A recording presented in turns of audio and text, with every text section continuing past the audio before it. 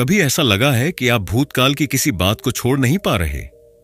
जैसे कोई पुरानी याद, दर्द, इंसान या गलती आपके दिल दिमाग में बार बार लौट कर आती है और आपको चैन से जीने नहीं देती। अगर हां, तो यकीन मानिए, आप अकेले नहीं हैं।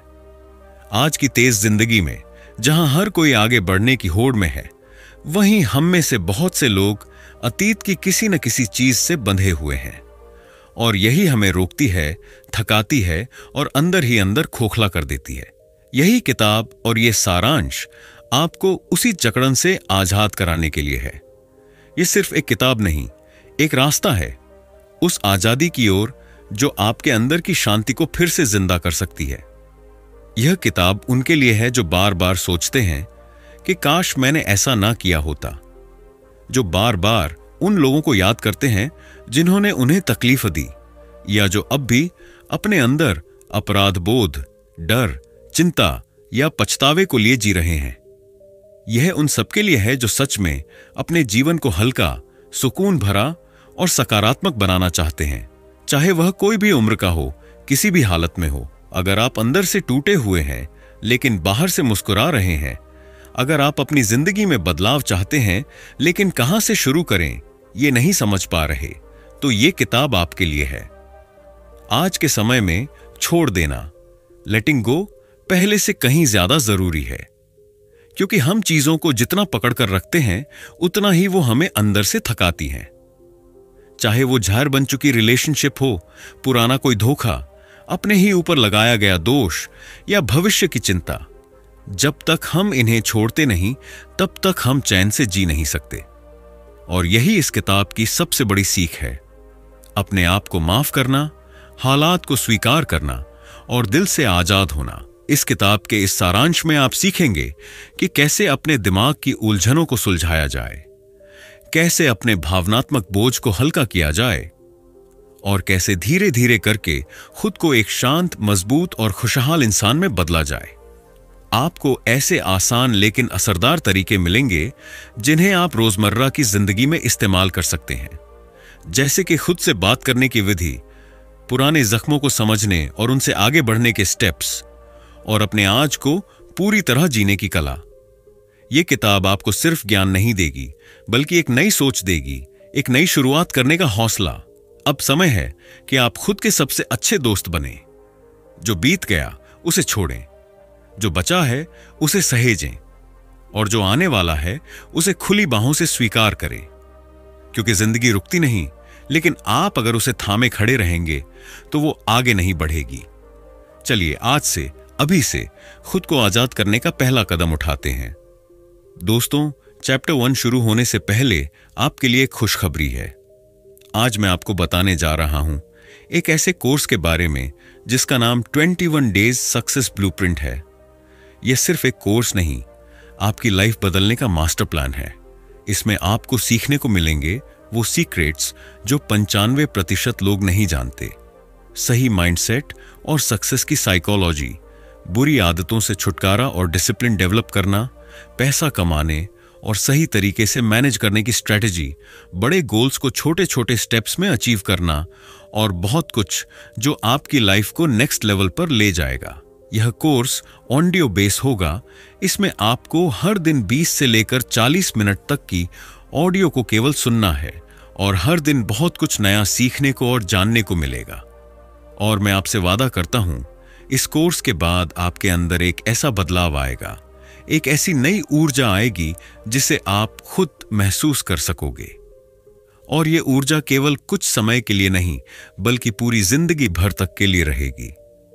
आप अपने लाइफ में सक्सेस होकर दिखाएंगे और आप कुछ ऐसा करके जरूर दिखाएंगे जो आपके दोस्त, फैमिली, पड़ोसी या रिश्तेदार किसी ने भी नहीं किया होगा। तो अब आप खुद डिसाइड कीजिए, क्या आप अपने ग्रोथ और सक्सेस में इन्वेस्ट करना चाहोगे? इस कोर्स में 2 प्लान है, बेसिक और प्रीमियम। बेसिक प्लान केवल 299 का है, इसमें आपको पूरा कोर्स एक्सेस करने को मिलेगा। और प्रीमियम प्लान केवल 279 का है, इसमें आपको पूरा कोर्स एक्सेस करने को मिलेगा। प्लस में आपको इसमें पूरे कोर्स की बुक मिलेगी PDF फॉर्मेट में, जिसे आप पढ़ सकते हो कहीं भी कभी भी। तो अब देर किस बात की है? इस पावरफुल और बेहतरीन कोर्स की लिंक कमेंट पिन है और डिस्क्रिप्शन में है। और हाँ, सबसे इंपॉर्टेंट बात, पेमेंट करने के बाद आप मुझे व्हाट्सएप पर पेमेंट का स्क्रीनशॉट जरूर सेंड कर देना। जैसे ही आप स्क्रीनशॉट सेंड करोगे, हम आपको 100 से अधिक ई बुक्स पर्सनली दे देंगे और ये ऑफर लिमिटेड है, इसीलिए जल्द से जल्द इस मौके का फायदा जरूर उठाइए। किताब को आसानी से समझने के लिए हमने इस समरी को 10 अध्यायों में विभाजित किया है। तो चलिए शुरू करते हैं। Chapter 1, understanding the weight we carry. क्या आपने कभी महसूस किया है कि सब कुछ ठीक होने के बावजूद अंदर कोई भारीपन बना रहता है, जैसे कोई अदृश्य बोझ है जिसे आप सालों से उठाए जा रहे हैं, बिना किसी आवाज के, बिना किसी आराम के? यही बोझ हमारा भावनात्मक सामान, इमोशनल बैगेज है। ये वो अनदेखे जख्म हैं जो कभी किसी की बात से, किसी धोखे से, किसी हार से या खुद की गलतियों से हमारे दिल में बने थे। हम सोचते हैं कि वक्त के साथ सब ठीक हो जाएगा, लेकिन अगर हम उस दर्द को जाने नहीं देते तो वो हमारे भीतर ही भीतर एक जहर बन जाता है। हमारी सोच, हमारी नींद, हमारे रिश्ते और यहां तक कि हमारे फैसलों को भी निगलने लगता है। जब हम किसी चीज को छोड़ने से इनकार करते हैं, जैसे कोई पुराना रिश्ता, कोई कड़वी याद, कोई असफलता, तो हम उसे अपने साथ खींचते रहते हैं, जैसे किसी भारी पत्थर को रस्सी से बांधकर पीछे घसीटते हुए चल रहे हों। और हर नया दिन उस बोझ को और भारी बना देता है। इसका असर सिर्फ भावनाओं पर नहीं पड़ता, बल्कि यह हमारे शरीर को भी थका देता है। हम चिड़चिड़े हो जाते हैं, छोटी छोटी बातों पर गुस्सा आ जाता है, खुद से दूर हो जाते हैं। और सबसे खतरनाक बात यह कि हम समझ ही नहीं पाते कि ऐसा क्यों हो रहा है, क्योंकि यह दर्द दिखाई नहीं देता, लेकिन वो हर जगह मौजूद रहता है। भावनात्मक सामान ऐसे दिखता है जैसे हर बार जब आप किसी नाकाम रिश्ते की याद में रोते हैं, या जब आप खुद को बार बार किसी गलती के लिए दोषी ठहराते हैं, या जब आप ये सोचकर डरते हैं कि फिर से वैसा ही कुछ ना हो जाए। ये सब उस बोझ के लक्षण हैं। कई बार हम बिना सोचे ही पुराने अनुभवों के आधार पर नए फैसले लेने लगते हैं। हम लोगों पर भरोसा करना बंद कर देते हैं, खुद को छोटा समझने लगते हैं और खुद को किसी प्यार या खुशी के लायक नहीं मानते। यही वह समय होता है जब हमें रुककर सोचना चाहिए, क्या मैं अब भी अतीत में जी रहा हूं? और फिर आता है ओवरथिंकिंग का दुष्चक्र। बार बार एक ही बात को सोचते रहना, क्यों हुआ, क्या होता अगर, काश मैंने ऐसा ना किया होता। ये सवाल हमारे दिमाग में ऐसे घूमते रहते हैं जैसे कोई फंसी हुई रिकॉर्डिंग। जितना ज्यादा हम सोचते हैं, उतना ही उलझते जाते हैं और उतना ही डर, चिंता और मानसिक थकान बढ़ती जाती है। ये मानसिक शोर हमें कभी भी वर्तमान का सुकून नहीं लेने देता। हम या तो अतीत में अटके रहते हैं या भविष्य की चिंता में उलझे रहते हैं और हमारा आज चुपचाप हमारे हाथ से फिसलता रहता है। इस अध्याय का संदेश सीधा है। हमें सबसे पहले यह समझना होगा कि हम क्या क्या उठाए जा रहे हैं और क्या वो बोझ अब भी जरूरी है। क्या वो दर्द, वो डर, वो अफसोस आज भी आपके किसी काम का है, या वो सिर्फ आपकी आत्मा को घिस रहा है? जब आप इस बात को सच में महसूस करेंगे, तभी आप उसे छोड़ने के लिए तैयार होंगे। पहला कदम है जागरूकता। जब आप जान लेंगे कि आप क्या उठाए चल रहे हैं, तभी आप उसे नीचे रखने का साहस जुटा पाएंगे। Chapter 2, the psychology of letting गो।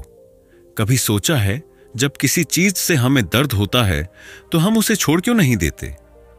कोई इंसान जिसने हमें तोड़ा, कोई बात जिसने हमें रुलाया, कोई डर जिसने हमें रोक दिया, फिर भी हम उसे सीने से क्यों लगाए रहते हैं? इसका जवाब सीधा नहीं, लेकिन सच्चा है। हमारा दिमाग डर को पहचानता है, लेकिन आजादी को नहीं। दिमाग की सबसे बड़ी जिम्मेदारी है हमें सुरक्षित रखना।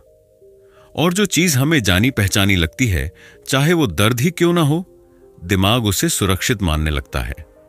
इसीलिए जब हम उस पुराने दर्द या डर को छोड़ना चाहते हैं, तो दिमाग घबरा जाता है। उसे लगता है कि हम अनजाने खतरे की ओर बढ़ रहे हैं। यह सब होता है हमारे अवचेतन मन, सबकॉन्शियस माइंड में, वो हिस्सा जो बिना हमारे जाने हमारे फैसलों और भावनाओं को नियंत्रित करता है। जब कोई घटना बार बार हमारे साथ घटती है, जैसे बार बार किसी रिश्ते में धोखा मिलना या किसी काम में बार बार असफल होना, तो दिमाग उन अनुभवों को एक सच मान लेता है और हर नए अनुभव को उसी चश्मे से देखने लगता है। नतीजा, हम बार बार वही गलतियां हम दोहराते हैं, उन्हीं डर की दीवारों के भीतर जीते हैं और खुद को आगे बढ़ने से रोकते हैं, और ये सब बिना सचेत रूप से जाने। अब बात करते हैं 3 सबसे बड़े मानसिक जाल की: परफेक्शनिज्म, कंट्रोल और डर।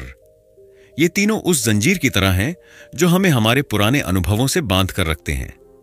परफेक्शनिज्म हमें बताता है कि अगर सब कुछ बिल्कुल सही नहीं हुआ तो तुम फेल हो। यह सोच हमें कभी संतुष्ट नहीं होने देती। कंट्रोल की आदत हमें हर स्थिति को अपने हिसाब से चलाने की मजबूरी देती है, और जब चीजें हमारी पकड़ से बाहर होती हैं तो हम टूट जाते हैं। और डर हमें उस हर दरवाजे से दूर रखता है जिसके पीछे बदलाव हो सकता है। हम सोचते हैं, अगर मैं छोड़ दूं और फिर वही दर्द वापस आ गया तो, और इसी सोच में हम एक जगह पर अटके रह जाते हैं। लेकिन असली आजादी वहीं शुरू होती है जहां हम अपने दिमाग को नई कहानी सुनाते हैं। यही है मेंटल स्क्रिप्ट रीराइटिंग, यानी अपने सोचने के तरीके को बदलना। हमें खुद से कहना होगा, जो बीत गया वो मेरी पहचान नहीं है। मुझे सब कुछ कंट्रोल करने की जरूरत नहीं। मुझे अब आगे बढ़ना है, भले ही डर लग रहा हो। जब हम बार बार खुद से ये नई बातें कहते हैं तो दिमाग धीरे धीरे उसे मानने लगता है, और तब शुरू होता है असली बदलाव। याद रखिए, छोड़ना कमजोरी नहीं बल्कि हिम्मत की सबसे बड़ी निशानी है। जब आप अपने पुराने डर को छोड़ने की हिम्मत जुटाते हैं तो आप खुद को मौका देते हैं एक नई जिंदगी जीने का। यह आसान नहीं है, लेकिन नामुमकिन भी नहीं। और जब आप अपने अंदर की कहानी बदलते हैं तो बाहर की जिंदगी खुद ब खुद बदलने लगती है। Chapter 3, awareness is power. हमारी जिंदगी में सबसे बड़ा बदलाव तब आता है जब हम बाहर की दुनिया को नहीं बल्कि अपने अंदर की दुनिया को देखना शुरू करते हैं। अक्सर हम सोचते हैं कि हमें हालात बदलने हैं, लोग बदलने हैं, परिस्थिति बदलनी है, लेकिन सच्चाई ये है कि अगर हमारी सोच, हमारी प्रतिक्रिया और हमारी भावनाएं हमारे काबू में आ जाएं, तो दुनिया खुद ब खुद बदलने लगती है। यही ताकत है जागरूकता की, और यह कोई भारी भरकम शब्दों से भरी जटिल प्रक्रिया नहीं है। यह बिल्कुल आसान है, बस खुद को देखना, समझना और बिना भागे खुद के साथ बैठ पाना। आजकल माइंडफुलनेस शब्द बहुत सुनने को मिलता है, लेकिन सच कहें तो इसका असली मतलब है पल में पूरी तरह मौजूद रहना। जब आप खाना खा रहे हों तो बस खाना खाइए, जब चल रहे हों तो सिर्फ चलिए, जब सोच रहे हों तो बस देखिए कि आपके दिमाग में क्या चल रहा है, बिना किसी जजमेंट के। इसका मतलब यह नहीं कि आप सोच को रोकें, बल्कि यह कि आप सोच को पकड़े नहीं। हमें यह समझना है कि हम अपने विचार नहीं हैं। विचार आते हैं जाते हैं जैसे बादल, लेकिन हम बादल नहीं, हम तो वो खुला आकाश हैं जो सब कुछ देख रहा है। जब हम अपने विचारों को एक दर्शक की तरह देखना सीखते हैं, तब हम उनके गुलाम नहीं रह जाते। फिर आती है एक और जरूरी चीज, भावनात्मक ट्रिगर्स, इमोशनल ट्रिगर्स को पहचानना। ये वे छोटी छोटी घटनाएं या शब्द होते हैं जो हमें अचानक बेचैन कर देते हैं, गुस्से में ला देते हैं या दुखी कर देते हैं, बिना किसी साफ कारण के। कभी किसी की एक बात से हमारे अंदर पुराना दर्द उठ जाता है, या किसी खास स्थिति में हमें अचानक डर लगने लगता है। इन सब का कारण होता है कोई पुराना अनुभव या जख्म जो अब तक हमारे अंदर दबा हुआ है। जब आप उन ट्रिगर्स को पहचानना शुरू करते हैं, जैसे जब कोई मेरी बात काटता है तो मैं अंदर से क्यों हिल जाता हूं, तो आप उनके ऊपर अपना नियंत्रण दोबारा हासिल करना शुरू कर देते हैं। और यहां एक बहुत असरदार तकनीक काम आती है जिसे कहते हैं name it to tame it, यानी जिस भावना को आप नाम दे देते हैं उसे आप काबू में ले आते हैं। जब आप बेचैनी महसूस कर रहे हों तो खुद से कहिए, मैं अभी चिंतित महसूस कर रहा हूं, या मुझे अभी गुस्सा आ रहा है। इस एक छोटे से कदम से आप अपनी भावना से थोड़ी दूरी बना लेते हैं। आप अब उस भावना में डूबे नहीं होते, बल्कि उसे बाहर से देख रहे होते हैं। और जब आप उसे देख सकते हैं तो आप उसे संभाल भी सकते हैं। यह तकनीक दिमाग को संकेत देती है कि खतरा टल गया है और धीरे धीरे आपकी भावनाएं शांत होने लगती हैं। जागरूकता का असली कमाल यह है कि यह हमें खुद के प्रति ईमानदार बनाती है। जब आप खुद से छुपना छोड़ देते हैं तो आप खुद को बदलना शुरू कर देते हैं, और यही पहला कदम है उस शांति की ओर जिसकी तलाश में हम भागते फिरते हैं। हम जितना खुद को जानने लगते हैं उतना ही दर्द और डर खुद ब खुद कम होने लगता है, क्योंकि अब हम उन्हें जज नहीं करते, हम बस उन्हें समझते हैं। Chapter 4, detachment doesn't mean disinterest. जब हम किसी को कहते हैं कि अब मुझे फर्क नहीं पड़ता, तो ज्यादातर लोग सोचते हैं कि हम बेरुखे हो गए हैं, लेकिन सच्चाई इससे बहुत अलग है। असली डिटैचमेंट यानी अलगाव कोई पत्थर दिल बनने की कोशिश नहीं होती। इसका मतलब है खुद को उस भावनात्मक तूफान से निकाल लेना जिसमें हम बार बार डूबते रहे हैं। इसका मतलब है बिना टूटे, बिना बह गए चीजों को वैसे ही देखना जैसी वे हैं। ये दूरी घमंड नहीं होती, ये दूरी शांति होती है। डिटैचमेंट का असली मतलब होता है महसूस करना, लेकिन उस भावना के गुलाम ना बन जाना। अक्सर हम सोचते हैं कि अगर हम भावनात्मक रूप से किसी से या किसी स्थिति से खुद को अलग कर लेंगे तो हम ठंडे या संवेदनहीन हो जाएंगे, लेकिन इसमें फर्क है। इमोशनल नंबनेस यानी संवेदनहीनता तब आती है जब हम दर्द को इतना अंदर दबा लेते हैं कि अब हमें कुछ भी महसूस ही नहीं होता, ना खुशी ना गम। लेकिन हेल्दी डिटैचमेंट वो होता है जब आप सब कुछ महसूस करते हैं, लेकिन फैसला भावनाओं में बहकर नहीं, समझदारी से करते हैं। आप प्यार करते हैं लेकिन उसमें खुद को खोते नहीं। आप किसी की मदद करते हैं लेकिन उसकी तकलीफ को अपनी आत्मा तक नहीं घसीटते। ये एक बहुत बड़ी ताकत है, अपने दिल को खुला रखना, लेकिन सीमाओं के साथ। जब हम चीजों को जैसा है वैसा ही स्वीकार करना शुरू करते हैं तो वहां से एक गहरा सुकून पैदा होता है। हर चीज को ठीक करने की जरूरत नहीं होती, हर इंसान को बदलने की जिम्मेदारी हमारी नहीं होती। जब हम चीजों को छोड़ना शुरू करते हैं, जब हम अनावश्यक पकड़ ढीली करते हैं, तब हम अपनी ऊर्जा को वापस पाते हैं, और वहीं से मिलती है हमें असली आजादी। वो आजादी जो आती है सब कुछ कंट्रोल करने से नहीं, बल्कि जो मेरे बस में नहीं उसे स्वीकार करने से। हमें यह समझना होगा कि हमारी प्रतिक्रिया ही हमारी असली शक्ति है। ज्यादातर लोग रिएक्ट करते हैं तुरंत, बिना सोचे, भावना में बहकर। लेकिन जब आप डिटैचमेंट की कला सीख जाते हैं तो आप रिएक्ट नहीं करते, आप रिफ्लेक्ट करते हैं। आप रुकते हैं, सोचते हैं, महसूस करते हैं और फिर जवाब देते हैं, समझदारी से, शांति से। इसी को कहते हैं रिएक्टिव से रिफ्लेक्टिव जीवन की ओर बढ़ना। ये वही अंतर है जो एक दुखी और एक शांत इंसान के बीच होता है।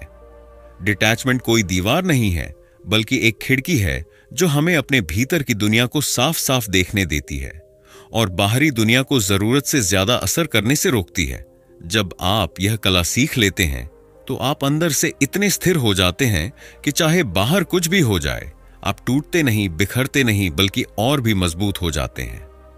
Chapter 5, tools to let go in the moment. हम सब ये जानते हैं कि छोड़ना जरूरी है, लेकिन असली सवाल है कैसे। जब दिमाग में हजार बातें चल रही हों, दिल भारी हो और हर तरफ तनाव हो, तब कोई कहे छोड़ दो, तो लगता है ये कहने में आसान है लेकिन करने में नामुमकिन। मगर सच्चाई ये है कि अगर हमारे पास कुछ छोटे लेकिन असरदार टूल्स हों तो हम उसी पल खुद को संभाल सकते हैं, चाहे परिस्थिति कितनी भी कठिन क्यों ना हो।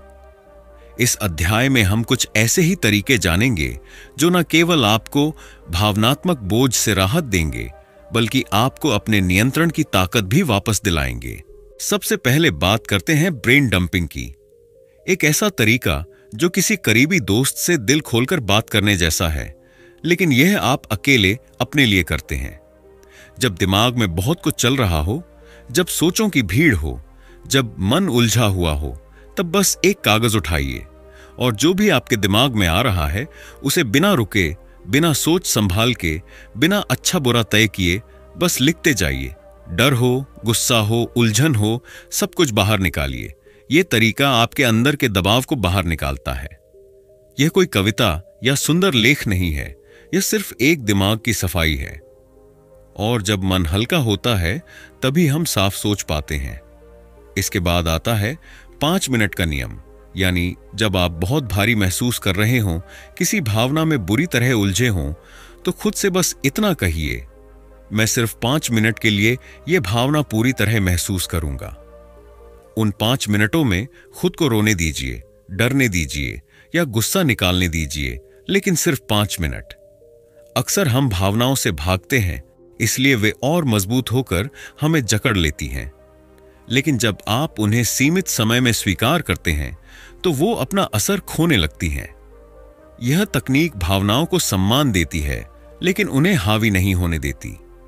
अब बात करते हैं कुछ विजुअलाइजेशन टेक्निक्स की, यानी कल्पना के जरिए खुद को हल्का और मुक्त करने का अभ्यास। एक बेहद असरदार तरीका है कटिंग द कॉर्ड। अपनी आंखें बंद करें, किसी उस व्यक्ति या घटना की कल्पना करें जिससे आप बंधे हुए हैं। फिर कल्पना करें कि आप दोनों के बीच एक रस्सी बंधी है। अब धीरे धीरे कल्पना में उस रस्सी को काटते हुए खुद को आजाद होते देखिए। यह प्रतीकात्मक अभ्यास आपके अंदर एक भावनात्मक मुक्ति पैदा करता है। इसी तरह लाइट मेडिटेशन यानी प्रकाश ध्यान करें। अपनी आंखें बंद करें और कल्पना करें कि एक शांत हल्की रोशनी आपके सिर से शुरू होकर पूरे शरीर में फैल रही है, सारे तनाव को धोते हुए आपको शांत और साफ करती जा रही है। ये अभ्यास छोटे हैं, लेकिन इनका असर गहरा होता है। और अंत में ब्रीदिंग एक्सरसाइजेस। कई बार हमें लगता है कि हम कुछ भी नहीं कर सकते, लेकिन एक चीज हमेशा हमारे नियंत्रण में होती है, सांस। जब हम गहरी सांस लेते हैं और धीरे धीरे छोड़ते हैं तो हमारा शरीर दिमाग को एक साफ संदेश देता है, सब ठीक है। एक आसान तरीका है 4 सेकंड तक सांस लेना, 4 सेकंड तक रोकना और 4 सेकंड तक छोड़ना। इस चक्र को 5 से 6 बार दोहराइए और आप देखेंगे कि आपकी घबराहट, बेचैनी या क्रोध अचानक धीमा हो गया है। सांस लेना सिर्फ जिंदा रहने का तरीका नहीं, यह जिंदगी को फिर से महसूस करने का तरीका है। इन सभी तरीकों का मकसद एक ही है, आपको इस पल में वापस लाना, क्योंकि यही पल सबसे सच्चा है, सबसे सुरक्षित है और यहीं से बदलाव शुरू होता है। जब भी लगे कि आप बिखर रहे हैं, इन टूल्स को आजमाइए और महसूस कीजिए कि आप टूट नहीं रहे, आप खुद को फिर से जोड़ रहे हैं। चैप्टर 6 रिलीजिंग द पास्ट, बीता हुआ कल। कितनी गहराई से ये शब्द हमारे अंदर गूंजते हैं। हम सबके पास कुछ ना कुछ ऐसा होता है जो बीत तो चुका है, लेकिन हमारी आत्मा में कहीं ना कहीं अटका पड़ा है। कोई अफसोस, कोई गलती, कोई टूटा रिश्ता, कोई अधूरी उम्मीद, ये सब बातें बीते हुए कल का हिस्सा हैं। लेकिन अगर हम इन्हें आज भी सीने से लगाए रखते हैं तो ये हमारा आज चुराने लगती है। इस अध्याय का मकसद यही है, आपको ये समझाना कि अतीत को जाने देना एक कमजोरी नहीं, बल्कि खुद के प्रति सबसे बड़ी नेमत है। माफ करना दूसरों के लिए नहीं, खुद के लिए जरूरी है। हम अक्सर सोचते हैं कि अगर हम किसी को माफ कर देंगे तो शायद हम उनकी गलतियों को जायज ठहरा देंगे। लेकिन सच ये है कि माफ करने का मतलब है खुद को उस दर्द से आजाद करना जिसे हम बार बार जी रहे हैं। जब आप किसी को माफ करते हैं तो आप उनके लिए कुछ नहीं करते, बल्कि खुद को एक तोहफा देते हैं, उस बोझ से छुटकारा जो अब तक आपकी मुस्कान, आपकी नींद और आपकी ऊर्जा को खा रहा था। माफ करना उस दरवाजे को बंद करना है जिससे हर रोज पुरानी तकलीफ अंदर आ रही थी। और सिर्फ दूसरों को नहीं, खुद को भी माफ करना जरूरी है।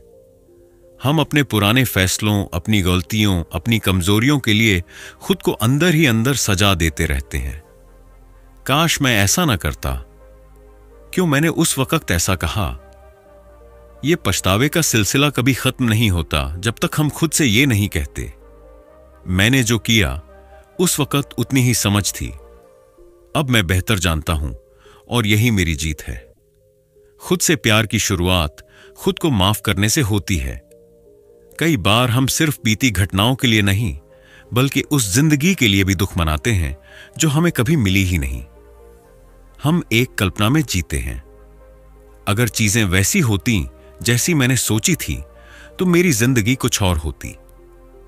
हम उस करियर के पीछे अफसोस करते हैं जो नहीं बना, उस प्यार के लिए रोते हैं जो कभी पूरा नहीं हुआ, उस इंसान के लिए तड़पते हैं जो अब हमारे साथ नहीं है। लेकिन यह समझना जरूरी है कि जिंदगी हमारे हिसाब से नहीं चलती, और यही इसकी खूबसूरती है। जो चला गया वो कोई सजा नहीं, बल्कि एक मोड़ था जो हमें किसी नई दिशा में ले जाने वाला है। पछतावे और नाराजगी का चक्र एक जाल है। हम बार बार सोचते हैं, गुस्सा करते हैं और फिर खुद को दोष देते हैं। यह चक्र तब तक चलता रहता है जब तक हम खुद से सवाल नहीं करते, क्या यह दर्द मेरी जिंदगी में अब भी कुछ जोड़ रहा है या सिर्फ तोड़ रहा है?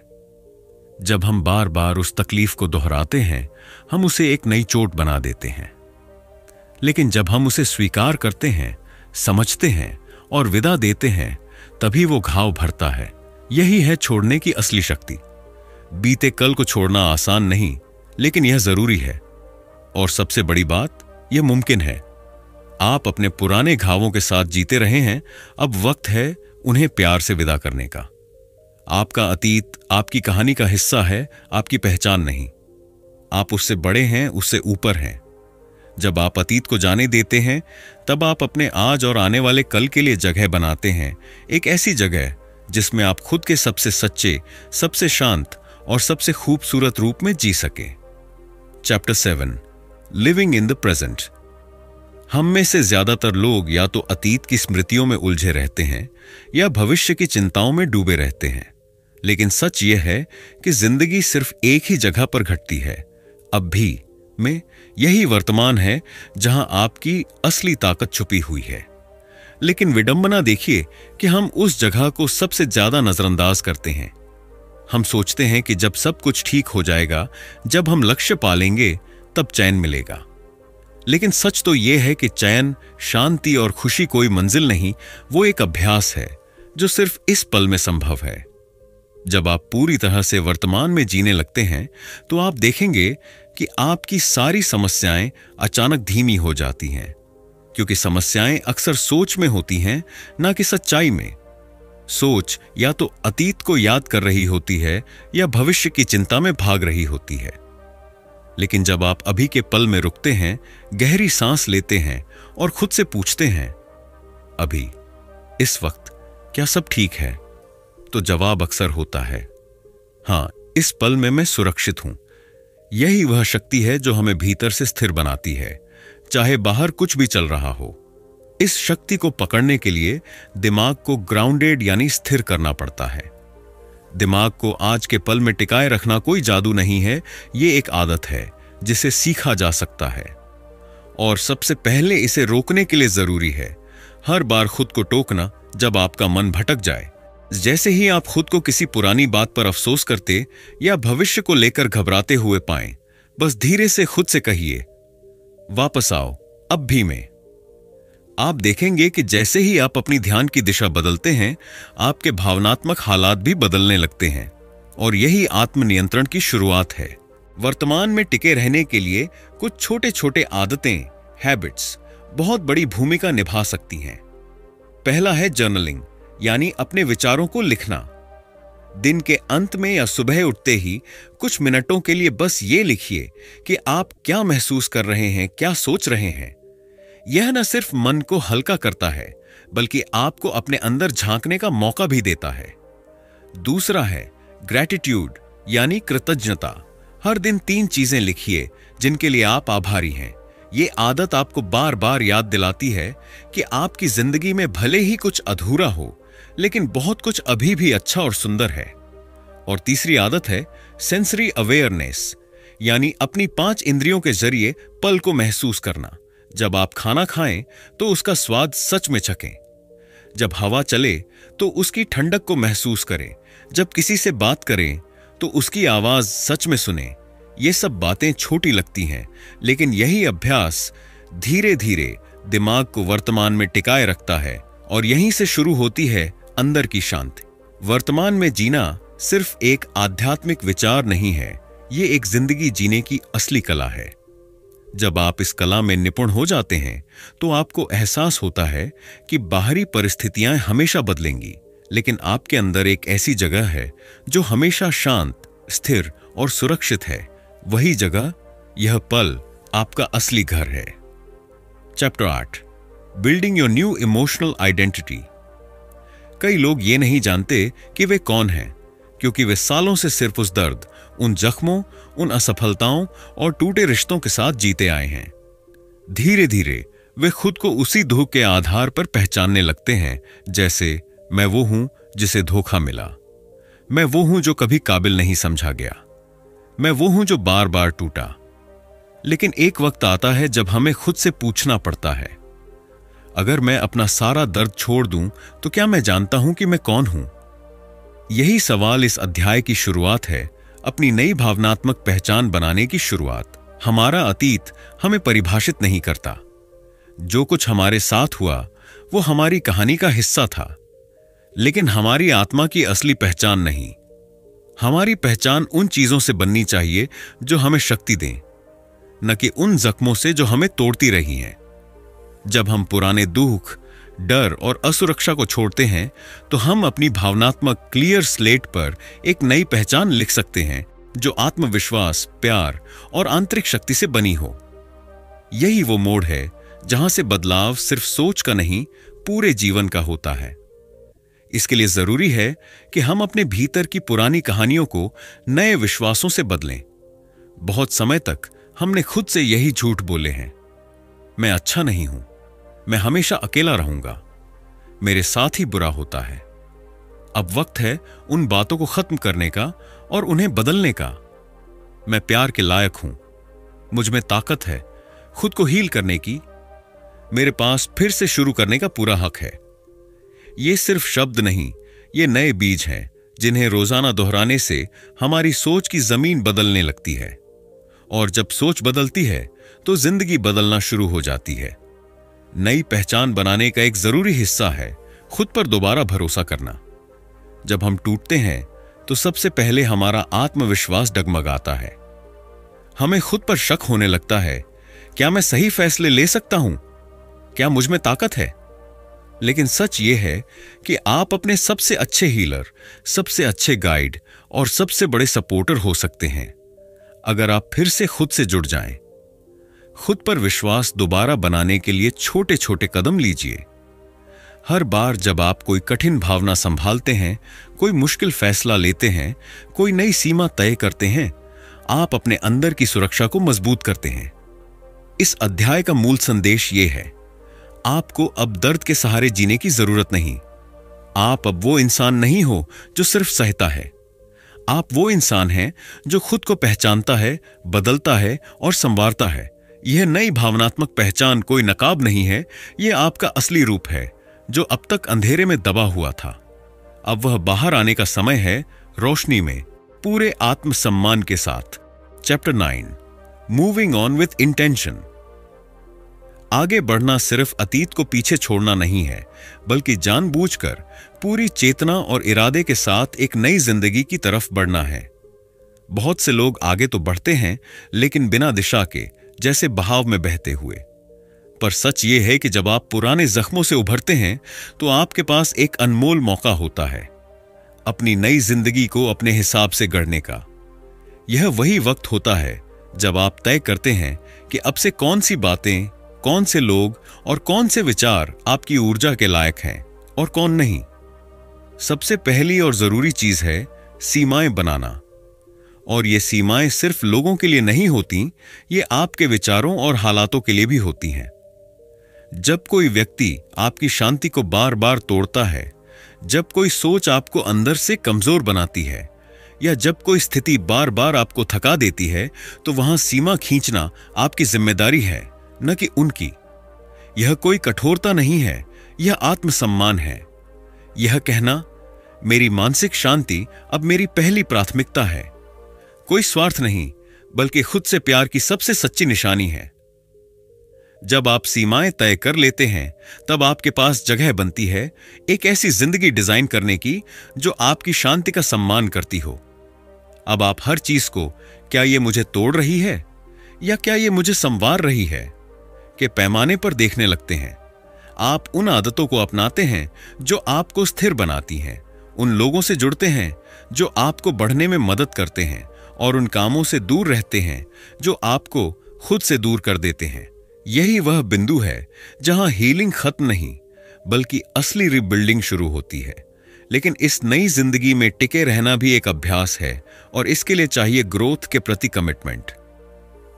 हीलिंग एक दिन की घटना नहीं, ये हर दिन का चुनाव है। आपको बार बार खुद को याद दिलाना होगा कि आप अब वापस पुरानी सोच, पुराने रिश्तों, पुराने व्यवहारों की ओर नहीं लौटेंगे। और हां, रास्ते में रुकावटें आएंगी, पुराने पैटर्न लौटने की कोशिश करेंगे, लोग आपके बदलते रूप को नहीं समझेंगे, कुछ दिन भारी होंगे, लेकिन यही वो पल हैं जब आपको रुकना नहीं, डटे रहना है। हर बार जब आप अपने फैसले पर कायम रहते हैं, आप खुद पर थोड़ा और विश्वास करना सीखते हैं। इरादे के साथ आगे बढ़ने का मतलब है बिना बहाव में बहे, अपना रास्ता खुद चुनना। और जब आप ऐसा करते हैं तो आप सिर्फ बदलते नहीं, आप खुद को दोबारा गढ़ते हैं, अपने जीवन की जिम्मेदारी उठाते हैं और एक ऐसी शख्सियत बनते हैं जो शांति, सम्मान और शक्ति के साथ खड़ी है। यही असली आजादी है, जब आप न सिर्फ अतीत से निकलते हैं बल्कि अपने भविष्य को पूरी तरह से गले लगाते हैं। Chapter 10, the ongoing art of letting go. छोड़ना कोई एक बार किया गया काम नहीं है, ये एक जीवन शैली है, एक अभ्यास है, एक तरीका है जीने का। बहुत से लोग सोचते हैं कि अगर उन्होंने किसी पुराने रिश्ते को भुला दिया, किसी गलती को माफ कर दिया या किसी तकलीफ को स्वीकार कर लिया तो बस अब सब ठीक हो जाएगा।